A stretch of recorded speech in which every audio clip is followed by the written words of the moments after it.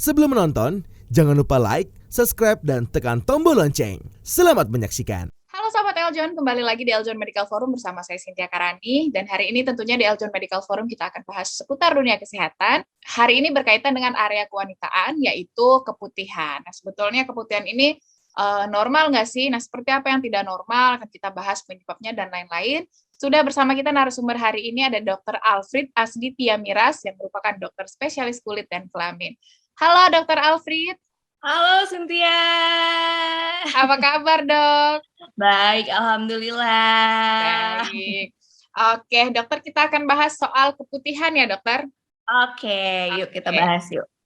Yuk, dokter. Nah, ini pertama nih, Dok. Sebetulnya apa sih itu keputihan? Kemudian penyebabnya apa, Dok? Oke, keputihan itu sebenarnya keluarnya cairan dari lubang kewanitaan ya, dari vagina terutama. Biasanya warnanya putih dan kekuningan, putih kekuningan. Mungkin kita semua para wanita sering ya, karena namanya putihan ya, sering mengalami. Nah, dia sendiri ada yang fisiologis atau dia normal atau patologis, itu yang tidak normal. Yang fisiologis contohnya apa? Pertama, saat menjelang menstruasi. Kemudian saat masa subur. Ketiga, saat lagi terangsang mungkin ya pada wanita ya. Kemudian pada yang patologis apa aja? Yang patologis itu bisa karena bakteri, bisa karena virus, bisa karena jamur, atau bisa karena parasit. Sorry, bukan virus, tapi parasit ya, parasit. Jadi juga ada beberapa kasus keputihan yang dia dikaitkan dengan keganasan. Contoh sebagai tanda-tanda dari cancer cervix gitu. Oke, jadi tadi itu ya, dokter, penyebabnya infeksi juga ya, dokter ya, salah satu penyebab. Infeksi tadi itu, infeksi bakteri, jamur gitu deh.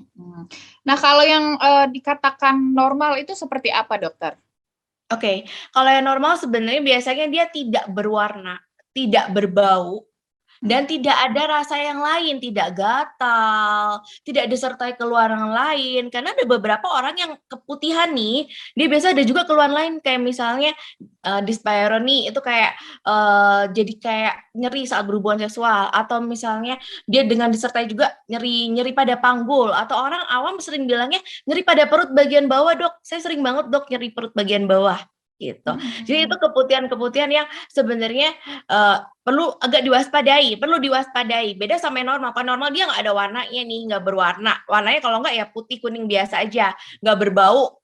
Kemudian tadi itu tidak disertai rasa-rasa yang lain. Sedangkan kalau keputihan yang sudah tidak normal, nah akan kebalikan dari yang tadi yang normal. Akan dia berwarna, warnanya bisa macam-macam, bisa warna hijau kekuningan. Kemudian bisa warna kayak putih susu, kayak susu yang udah pecah tuh putih susu, putih susu pucah kalau dibilangnya gitu. Kemudian bisa juga warnanya yang putih ada campur darah. Nah itu yang sign-sign tanda-tanda keganasan gitu. Terus kemudian disertai tanda-tanda lain tadi itu seperti dyspareunia, kemudian ada nyeri di perut bagian bawah, gatal yang tidak tertahankan gitu sih. Oke, jadi ada yang normal, ada yang enggak sebetulnya ya, dokter ya. Bener banget, Cynthia. Oke, berarti warna itu sangat mempengaruhi mungkin ya, dokter ya, ada penyakit yang diidap gitu, Dok? Iya benar. Jadi warna itu sebenarnya kan normalnya ini putih kekuningan. Sedangkan kalau pada warna yang udah mulai berbeda, misalnya nih orang putihan, aduh ini bener nggak sih saya ini normal atau nggak sih? Kalau dia warnanya udah mulai hijau banget, ada kan kuning kehijauan banget, itu biasa infeksi parasit atau namanya trichomoniasis. Atau warnanya kuning tapi kentalnya kuning banget, kayak kuning kayak nanah gitu. Itu biasanya ada juga infeksi Neisseria gonorrhoeae. Nah, kemudian ada juga yang warnanya kayak tadi itu putihnya tuh putih susu yang udah rusak, susu pecah gitu yang atau kayak keju yang potong-potong atau cottage cheese dia bilangnya. Itu biasa keputihan disebabkan oleh karena jamur, Cynthia. Gitu. Jadi warna tadi ini sangat berpengaruh juga untuk menentukan ini tuh sebenarnya normal nggak sih? Gitu. Oke. Kalau dari teksturnya, apakah ada hubungannya juga, Dok, yang terlalu cair, mungkin kental dan lain-lain? Tekstur tadi itu mengikuti dari keluhannya juga. Kalau dia memang teksturnya kental dan dia tidak ada keluhan apa-apa, mungkin dia masih masuk yang fisiologis karena dia menjelang menstruasi atau apa. Tapi kalau dia teksturnya kayak kental tapi dia warnanya hijauan kuning, nah itu mulai yang berarti sambil dilihat juga. Kemudian yang paling kerasa banget tekstur itu kalau dia keputihannya karena jamur, teksturnya bener-bener kayak keju keju pecah itu loh, kayak susu pecah. Jadi bener-bener yang kayak agak bisa mungkin bakal orang bisa ngambil gitu dari cair dari ini ya, maaf, dari daerah vaginanya. Jadi kayak dia kepotong-potong gitu warna putih, Mm-mm. gitu. Itu yang Oke. biasanya karena jamur ya. Mm-mm. Nah, apakah yang tidak normal ini menular, dokter? Oke, menular tergantung nih. Ada beberapa memang yang disebabkan oleh karena penyakit menular seksual atau partner seksualnya. Contohnya infeksi-infeksi chlamydia, infeksi-infeksi gonore.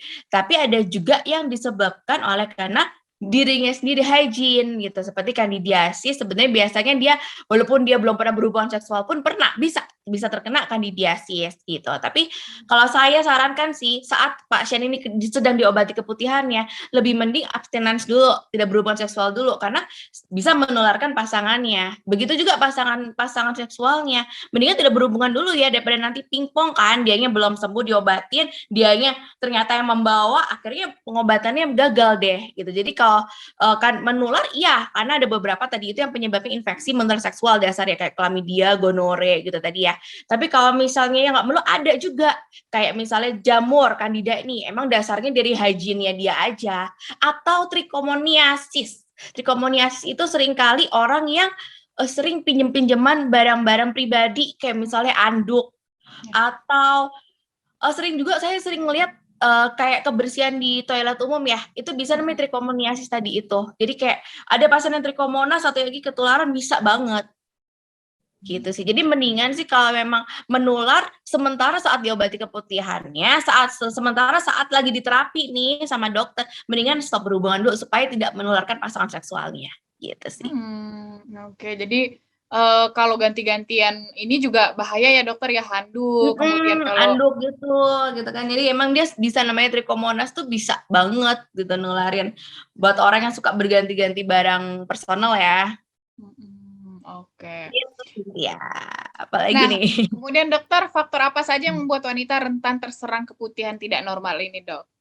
Oke, faktor pertama dari hygiene. Biasanya perempuan itu tadi itu ya, suka pakai baju itu yang ketat-ketat ya kan. Kemudian bahan dari apa celana dalamnya itu yang lucu-lucu, yang bahan dari ada satin, ada sifon kan zaman sekarang lucu-lucu.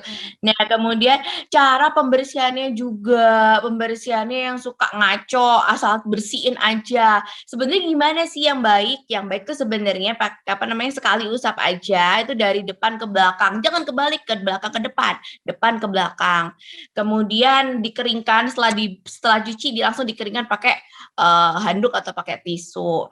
Kemudian kalau pakai sabun, hindari penggunaan sabun-sabun kewanitaan. Terus ada lagi nih, masyarakat awam itu sering banget pakai penggunaan sabun sirih.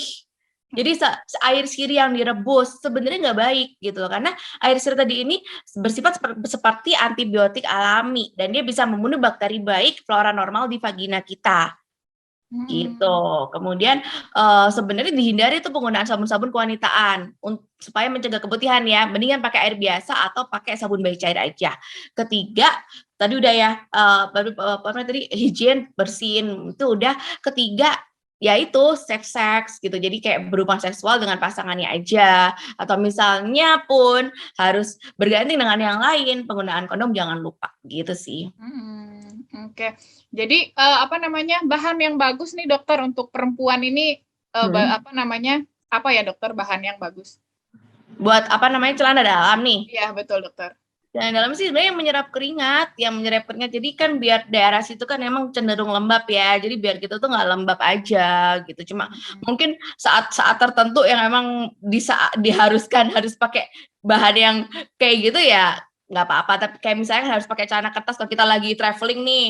Kita traveling harus pakai celana kertas yang sekali buang ya udah. Tapi kan setelah itu langsung kalau bisa ada kesempatan pakai yang bahannya katun aja. Oke. Terus dokter untuk kaitannya dengan hygiene, cara mencuci nih dokter, yang benar tuh gimana sih dok? Cuci itu dari depan ke belakang. Ini cuci pakai biasa aja nih, pakai air biasa dari depan ke belakang. Kemudian airnya jangan pakai air panas, air biasa aja. Kemudian jangan pakai sabun-sabun kewanitaan atau sabun-sabun antiseptik. Sering banget orang-orang tuh pengen bersih, dia beli sabun antiseptik yang dimasukin atau yang doce itu loh. Itu tuh justru malah nggak baik gitu. Kemudian hindari juga penggunaan air rebusan sirih lah. Sering banget kan ibu-ibu Iya. zaman dulu pakai air rebusan sirih apa itu tadi lah. Itu tuh justru harus dihindari. Kemudian saat sudah dibersihkan, dikeringkan dengan handuk. Setelah itu ya udah pakai celana dalam biasa lagi dengan bahan-bahan tadi itu yang menyerap keringat gitu sih. Terus jangan kebalik ke bersih ini ada dari depan ke belakang, bukan belakang ke depan. Kalau belakang ke depan dia akan mendorong si bakteri yang di anus masuk ke depan.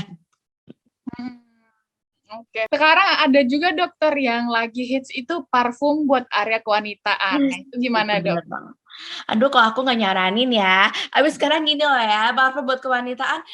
Ya kalau bahannya dia ini nggak iritatif, sedangkan itu kan area sensitif.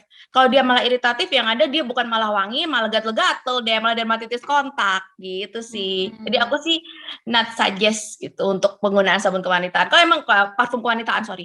Kalau emang pengen biar nggak bau ya pakai sabun bayi cair aja sih. Jadi kalau sabun bayi cair boleh ya dokter ya? Boleh. Oke, kita lanjut lagi nanti di sesi selanjutnya ya dokter ya, ada masih beberapa pertanyaan dan mitos dan fakta. Oke deh, makasih dokter Alfrid. Seru banget. Nah, seru banget sahabat Eljon, tadi kita sudah berbicara sama dokter Alfrid, tapi jangan kemana-mana, kita masih akan bicara soal keputihan, tetap di Eljon Medical Forum.